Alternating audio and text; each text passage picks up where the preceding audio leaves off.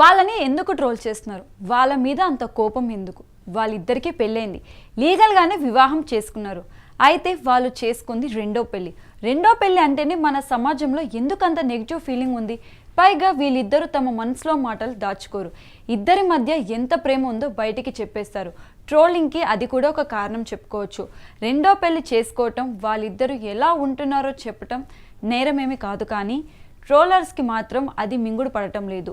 ఈ సమాజంలో ఒకరు ఒకసారే పెళ్లి చేసుకోవాలని, అదే ఇండియన్ కల్చర్ అని కొంతమంది జనాల మైండ్స్లో ఆ భావన నాటుకుపోయింది. రెండో పెళ్లి అనేసరికి వారిలో నెగిటివిటీ పొంగుకొస్తుంది. మరి అలాంటప్పుడు మన చట్టాల్ని మార్చేయాలని వాళ్ళంతా ఉద్యమం చేయాలి. అంతేగాని ఇలా వాళ్ళపై నెగిటివ్ ప్రచారం చేస్తే ప్రయోజనం ఏముంటుంది? పైగా ఇలాంటి ట్రోలింగ్స్ని వాళ్ళు అస్సలు పట్టించుకోవడం లేదు. దాంతో ట్రోలర్స్కి మరింత మండిపోతుంది. ఈ సమాజంలో విడాకులు తీసుకోవడం తప్పు కాదు, రెండో పెళ్లి చేసుకోవడం తప్పు కాదు. మరి ట్రోలర్స్ ఎందుకు, ఏమిటి, ఎవరికి అర్థం కాదు. నిజానికి అది ఏడుపు కాదు, రాజ్యాంగబద్ధంగా ఎదుటి వాళ్ళు హాయిగా స్వేచ్ఛగా ఉంటే తట్టుకోలేని తత్వం.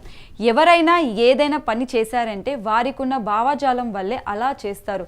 వాళ్ళ రియాక్షన్ని బట్టి వాళ్ళ ఇన్నర్ మైండ్స్లో ఏముందో మనం కనిపెట్టొచ్చు. వీళ్ళ విషయంలో ట్రోలర్స్ ఎలా ఫీల్ అయి చేస్తున్నారో కొంచెం ఆలోచించి వాళ్ళైతే అర్థమైపోతుంది.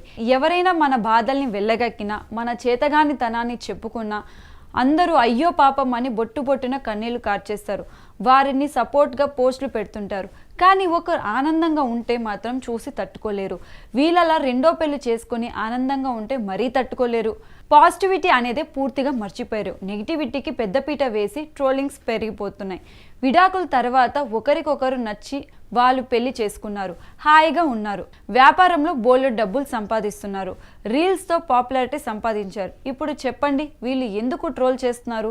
విడాకులు తీసుకోవడం తప్ప, రెండో పెళ్లి తప్ప? ఒకవేళ తప్పు అనుకుంటే ఇండియాలో విడాకుల్ని నిషేధించమని పోరాటం చేయాలి. రెండో పెళ్లిని నిషేధిస్తూ చట్టం తేవాలని ఉద్యమించాలి. వీళ్ళని ట్రోల్ చేయడం ఎందుకు?